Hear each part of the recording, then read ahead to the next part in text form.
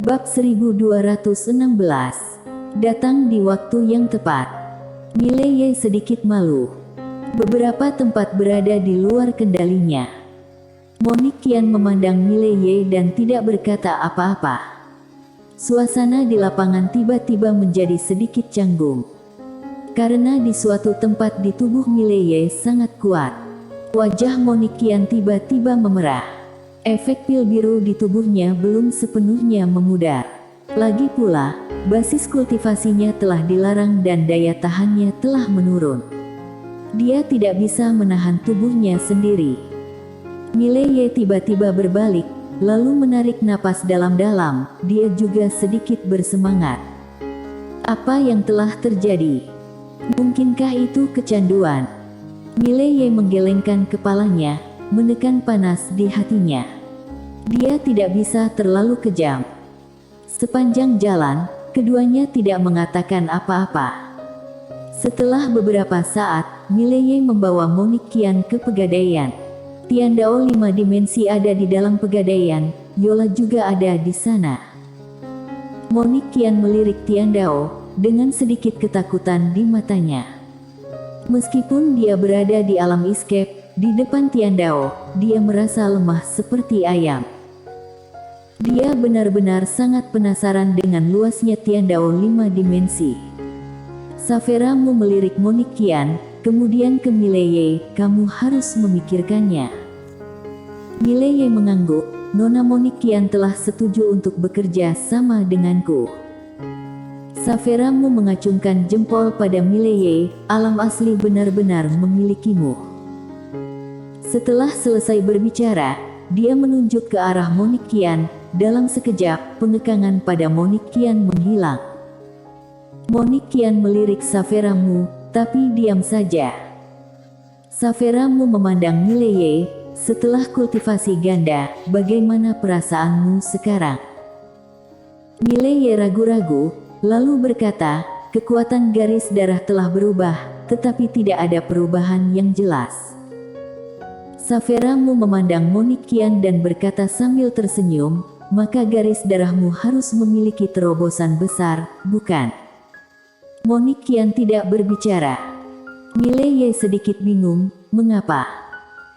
Saveramu tersenyum dan berkata, karena garis darahmu lebih kuat darinya, kalian berdua berkultivasi, dialah yang mengambil, jadi dia mendapat manfaat lebih darimu. Mileye berkedip, lalu berkata, kalau begitu aku bodoh.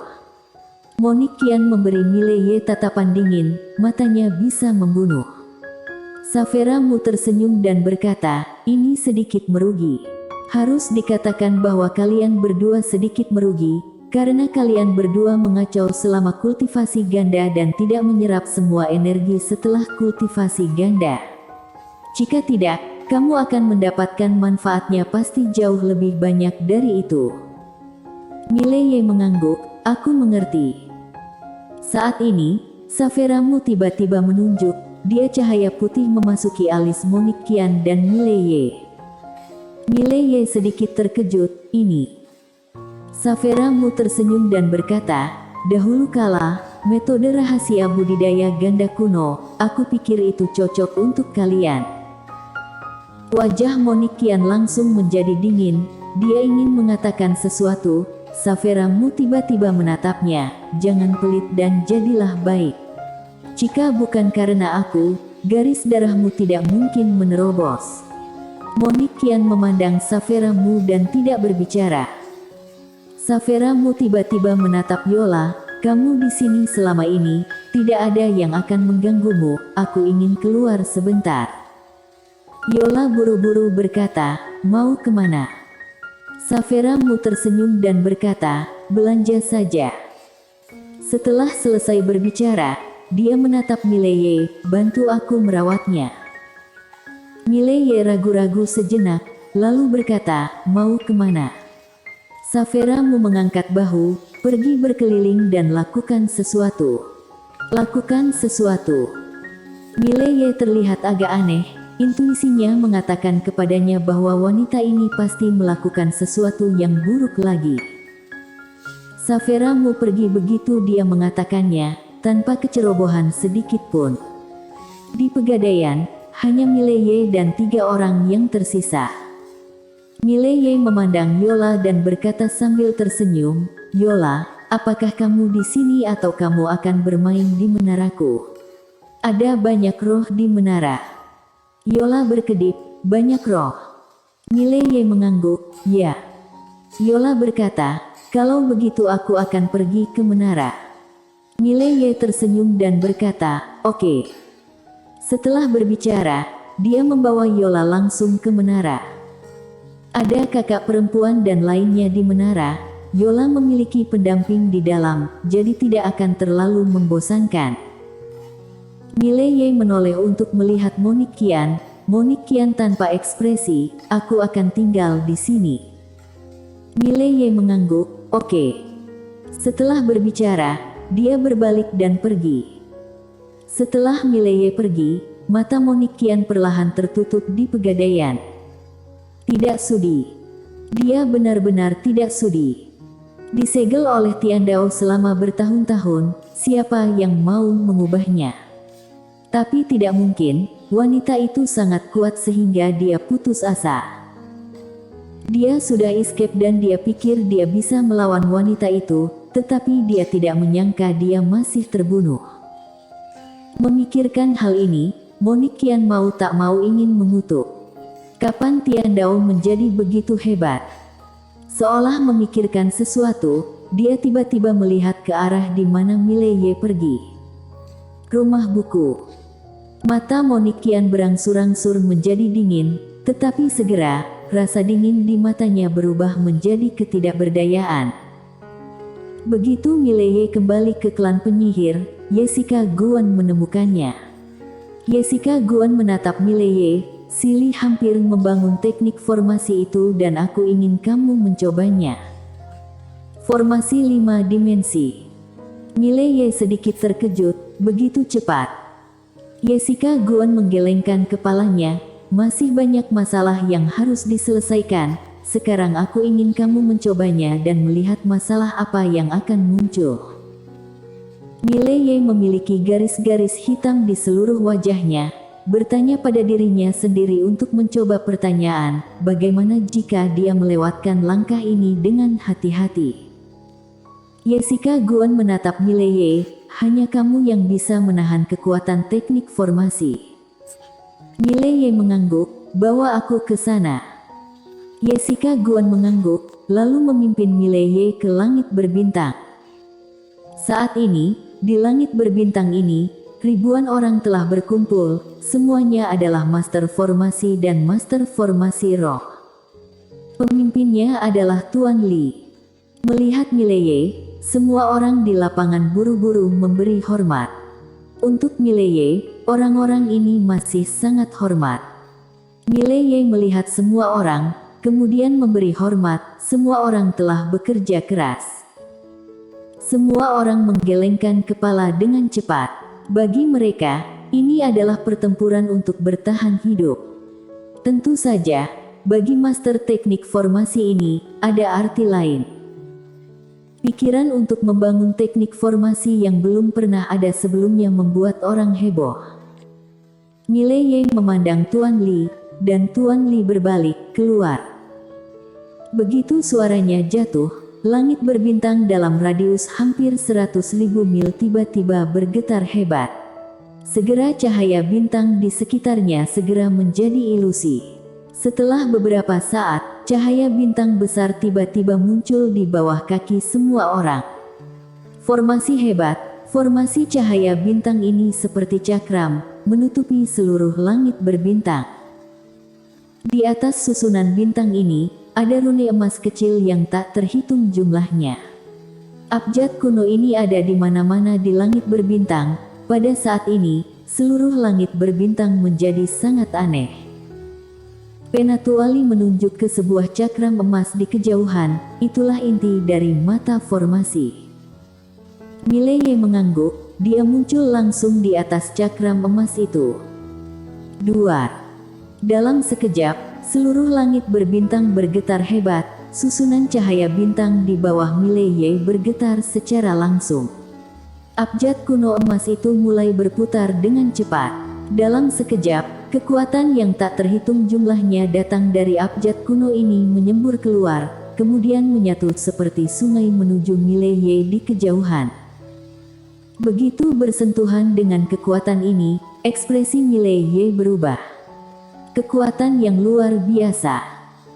Seluruh tubuh Mileye bergetar hebat saat ini. Kekuatan ini adalah kekuatan eksternal, bukan miliknya dan berdampak besar pada tubuhnya sendiri. Pada saat ini, Penatuali di kejauhan dengan tergesa-gesa berkata, "Tuan Muda Ye, kekuatan ini bukan milikmu, kamu perlu mengendalikannya dan menggunakannya." Faktanya, yang paling dia khawatirkan adalah bahwa Mileye tidak dapat menahan kekuatan yang kuat ini. Jika demikian, Mileye akan menjadi yang pertama mati. Tetapi jika Mileye dapat menahan gaya ini sekali, maka Mileye dapat menggunakan metode formasi untuk mengontrol gaya ini dan mengendalikannya. Tapi premisnya adalah Mileye dapat menahan kekuatan ini. Mileye perlahan menutup matanya, saat ini tubuhnya sudah sedikit bengkak. Kekuatan itu sangat kuat, tapi untungnya, tidak terlalu kuat sehingga dia tidak bisa menahannya. Mileye perlahan mengepalkan tangannya. Pada saat ini, dia merasa tubuhnya dipenuhi dengan kekuatan yang kuat yang akan menghancurkan dunia. Itu bukan kekuatannya, tapi itu sangat kuat. Seolah memikirkan sesuatu, Mileye tiba-tiba berteriak dengan marah, "Ayo!" Suara itu jatuh, dalam sekejap, matanya tiba-tiba berubah menjadi lautan bintang, dan segera, di seluruh langit berbintang, kekuatan bintang yang tak terhitung jumlahnya berkumpul ke arahnya. Aturan Tao. Ketika kekuatan bintang memasuki tubuhnya, wajahnya langsung menjadi pucat. Wajah Penatuali di kejauhan berubah drastis, dia buru-buru berkata, "Tuan Muda Ye, cepat berhenti, tubuh fisikmu sekarang belum bisa menyerap banyak kekuatan." Para master formasi di lapangan juga sangat cemas, karena sekarang Mileye jelas menyerap terlalu banyak tenaga dan tubuhnya hampir tidak bisa menahannya. Mileye perlahan menutup matanya, pada saat ini, dia merasa tubuhnya sedikit mati rasa, jelas tubuhnya hampir tidak dapat menopangnya. Pada saat ini, kedalaman langit berbintang di kejauhan tiba-tiba retak, kemudian dua lelaki tua keluar.